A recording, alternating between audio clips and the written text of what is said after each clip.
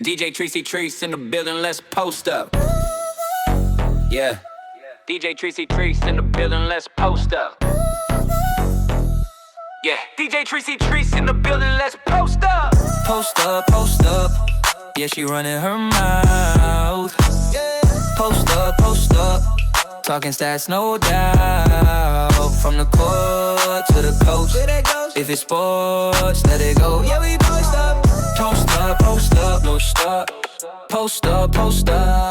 Opinions loud, say it straight, no delay. From kickoff to tip-off, breaking down plays, no filter, no cap. Yeah, she bring that heat.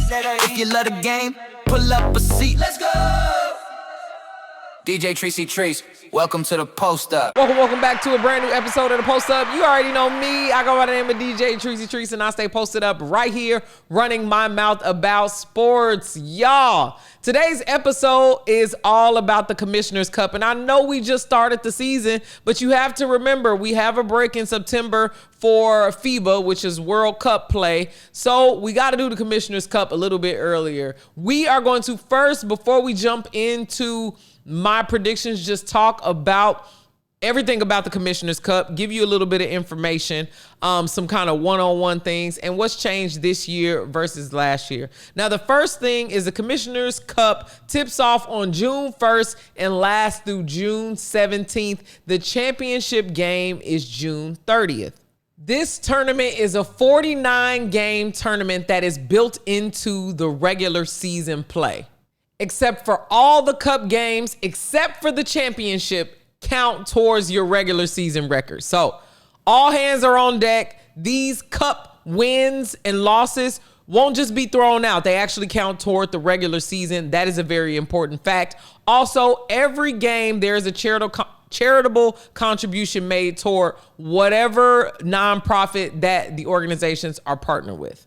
One of the major changes since last year is that every team plays their conference mates one time. So the Western Conference has 7 teams, the Eastern Conference has 6 teams. So they make sure you play each team once, and it's not a bunch of duplicate plays like last year. When all the cup play is over, the winner of the East and the winner of the West will face each other. That's how they figure out the championship. If your team wins a game, the WNBA donates $3,000. But if your team loses, only $1,000 gets donated for that charity. If you win the championship, your charity gets $10,000. And if you lose the championship, your charity gets $5,000. In total, players are competing for a prize pot of $500,000.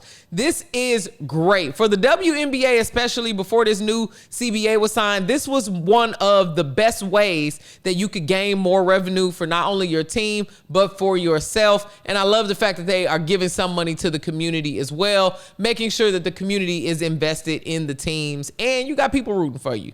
Now that we understand the cup rules, the wheres, the what's, the whys, let's talk about how I am predicting who is going to win. Now, first of all, the cup play is from June 1st until June 17th. So that just means whoever can string together the best performance in that short time period actually wins the Commissioner's Cup. So this is why only one year we've seen a team win the Commissioner's Cup and win the actual WNBA championship. I think that was the 2021 Las Vegas Aces, but neither here nor there, because it really doesn't mean that you're going to win much if you win this cup, because it's just an in-season tournament, very much like March Madness. Whoever has the best performance in March, yay, you got the madness, you'll win kind of thing. So with that being said, I am going to give my 5 teams that I believe can string together the best performances from June 1st to June 17th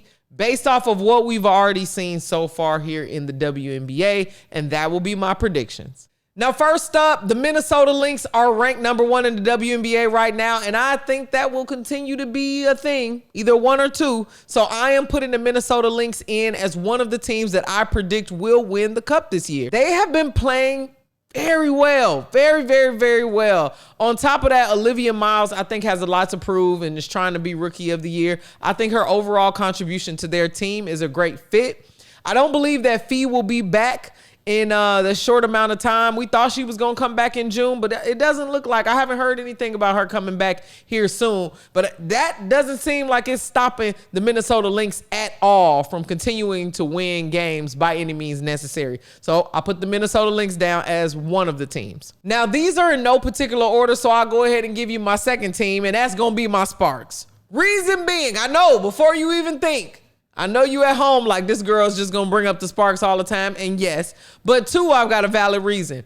It took a minute for that all-star cast to kind of find their footing. Kelsey Plum then went out for 2 games with an ankle sprain. Once she's back in the lineup, I think the Sparks are off to the races. They've shook out all the dust, worked out all the kinks, and got that offensive plan like they needed to. And then they went on a road trip just recently and won. They only dropped 1 game. They only dropped 1 game. So the bench really showed up. We've been seeing a lot from the rookies, as well as, listen, they got Nneka, they got De'Erica.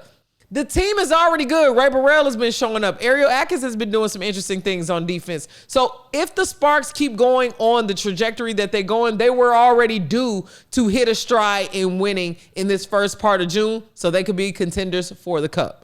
Las Vegas Aces. You just got to watch them. You got to keep your eye on the Las Vegas Aces because, again, last year we did all that huffing and puffing and talking about, oh, they're not going to win. They're not going to back-to-back. Oh, they're doing this. They're off to a terrible start. And then they found a way to rally and win. They can continue to do that. They have Asia Wilson, who is the best player in the league.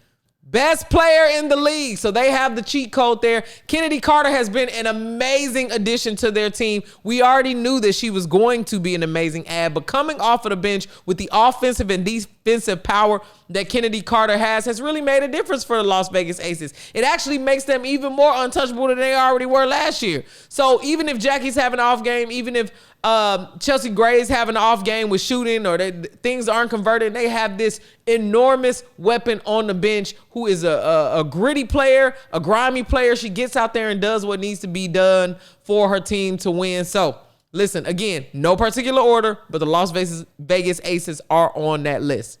The Atlanta Dream. They are currently second place in the WNBA. Now, there's a caveat for this team because they always get down to the wire, making me nervous and making me feel like they playing with their food and they might lose, but they have continued to find a way to win.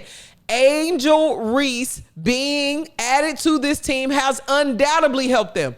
Their rebounding is through the roof. Angel Reese continues to be a force to be reckoned with, not only on just rebounding, but putting back those rebounds and spreading the ball around to her teammates. If the Atlanta Dream continue on the trajectory that they are on, they might be in first place by the end of the Commissioner's Cup, surpassing the Lynx in wins. Sometimes the Lynx can come up a little bit shorthanded or kind of be disjointed a little bit. They're 6-2 right now. The Atlanta Dream are 5-2. So, hey, if the Atlanta Dream had played the same amount of games, they might be equal right there with the Minnesota Lynx, and that's why I'm also putting the Atlanta Dream down on here. Again, I'm just giving you my 5 in no particular order. And finally, I'm going to give it to the Golden State Valkyries, okay? We made a lot of comments about who they cut, why they cut, their strategy, all the things. But that team, Gabby Williams hasn't even got cooking. Veronica Burton has been playing her tail off. Even Caitlin Chan. We all say, oh, they kept Caitlin Chan, but they cut other people. I see why they kept Caitlin Chan. She developed so much in the offseason. And this is where the offseason really matters and people come back to the league, a different version of themselves or a different player than we have seen before. And Caitlin Chan is that personified. She's playing so well with her team. She's figuring that thing out. And again, coming off the bench with that kind of energy is the reason that the Golden State Valkyries get my number 5 slot for the Commissioner Cup. Now, my picks might seem crazy to you. You let me know in the comments who you believe are going to win the 2026 Commissioner Cup. Was I wrong for excluding the Indiana Fever? They won last year. You let me know in the comments who your leading picks for the Commissioner's Cup are and give me a reason why. I want to go back and forth. I want to know why because I might have missed something. And I know my Sparks are on there probably more emotionally than factually, and I'm cool with that. Coming up this week, the Sparks have 3 home games, so make sure you keep it locked right here on my channel for more updates. And follow me on social media at DJ Tricey Trice. That's at DJ TRICEY. And until next time, I'll be posted up right here, running my mouth about sports. Clock ran down, that's the end of the round. Tricey Trice put that real talk down.